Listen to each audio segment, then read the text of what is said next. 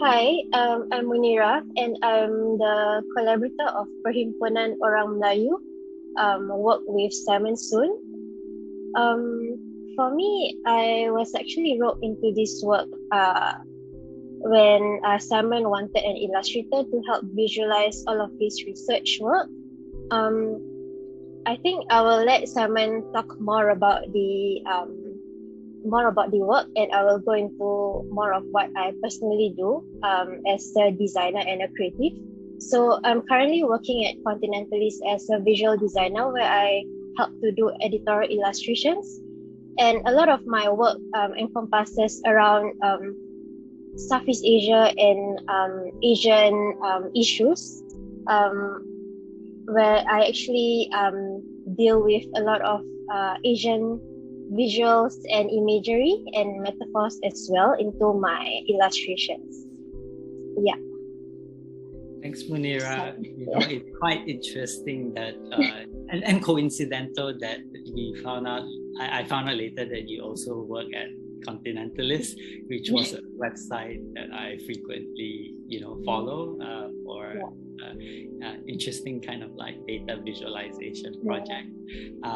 So because I don't have that skill, and I come from the art historical training, I teach art history at the University of Melayoe, and I have a broad range of interests. Among one of which is tracking a pan-Malayan kind of aesthetic that was germinating in the early 20th century. And there was a particular figure by the name of Wenceslao Binzon, who founded an organization called Perhimpoenan Orang-Orang Melayu in the early 30s as a kind of Masonic post-Katipunan kind of organized social organization, where he even worked together with a Sumatran prince to pursue a kind of pan-Malayan civilizational ethnos.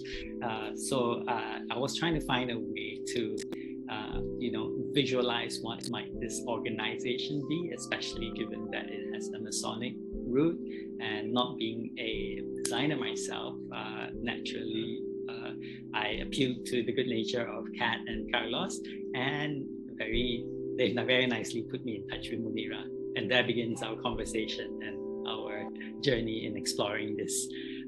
What might this sort of like Perhimpoenan Orang Melayu look like?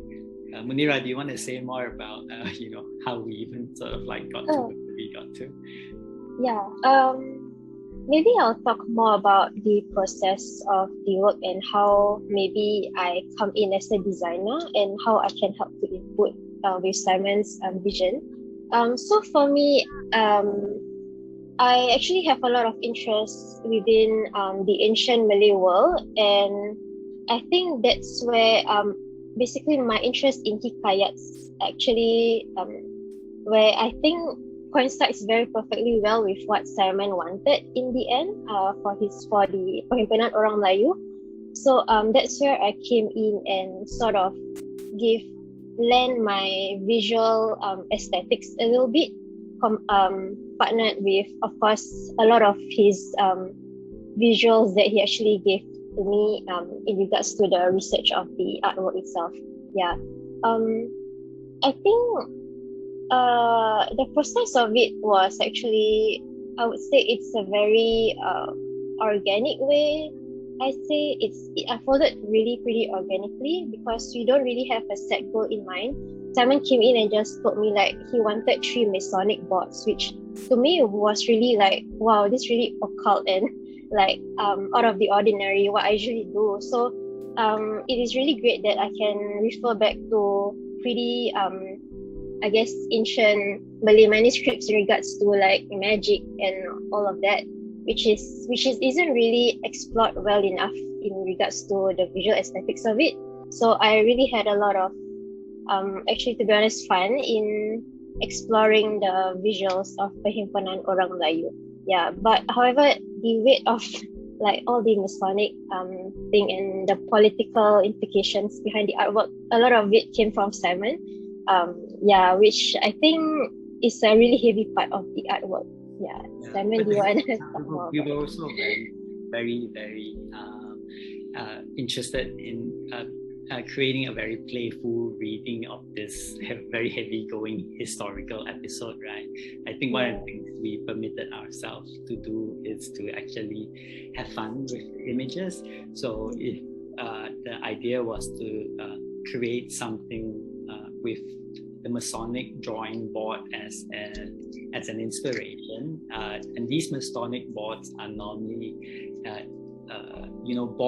drawing boards that illustrate what they call the mysteries behind the Masonic initiation rituals, and it would correspond to each of the 3 rank grades of the Masonic initiation rites.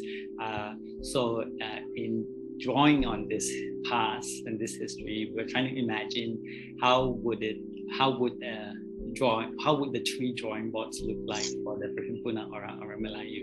And naturally, this would require us to go back into history and draw on various kinds of like imagery from the Malay world in order to reconstitute and reassemble what might this Malay political organization was hoping to aspire towards. And that was the process. That then I think having that in mind, that permitted us the opportunity to really play with all the symbols and all the visual languages from the Malay world of the past, which Munirah, of course, is an expert and highly sort of like interested in. And throughout the entire, throughout the sort of like following weeks, subsequent weeks of conversation, basically that's all we did. We were trading images with one another.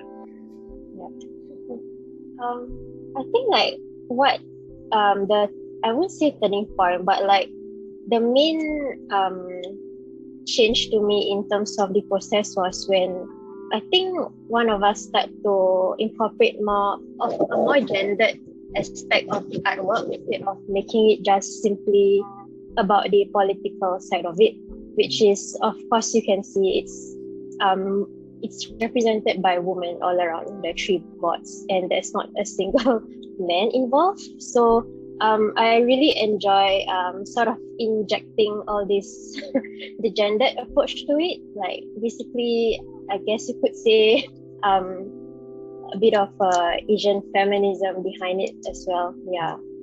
Which No, the pleasure of working with Munirah. I'm also constantly reminded and at least becoming aware of how gendered history is, right? And if we look at the Perhimpoenan Orang Melayu, as much as it's a story about ethno-nationalist sort of like struggle for freedom, it is still highly male-centric. And by working with female designers, definitely cast and made me reflect on the work I do as a historian as well, and being much more aware of how important it is to acknowledge what are the limitations of the past, and also what contemporary creative reinterpretation of this past can offer in trying to address some of the biases of this history as well. I think addressing the power structure behind the original Masonic organization was really interesting in the sense that we get to break that down. So I guess that's one of the main, I would say, main subject matter as well in the artwork. But I also appreciate how we're working through this, and we're working on this entirely online. Munirah and I have never met in person, yet it's very easy to have this conversation with her. And in fact, if anything sort of like continues out of this, it is principally through a non-verbal kind of like communication over Instagram.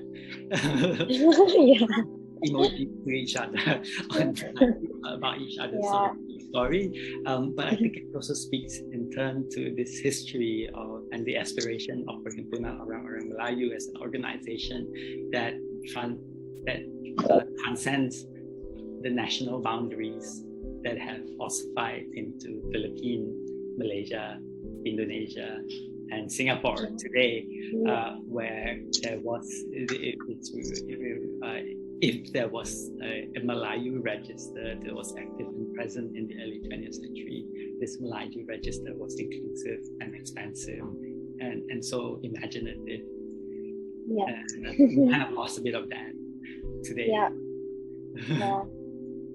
I think like the fact that we communicate over Zoom and WhatsApp and Instagram, like I feel like it's a way of rooting each one with one another, like staying rooted to like I guess the Perhimpoenan Orang Melayu. We are basically a perhimponan as we are creating the artwork itself. Yeah, so it feels a bit like imitating life.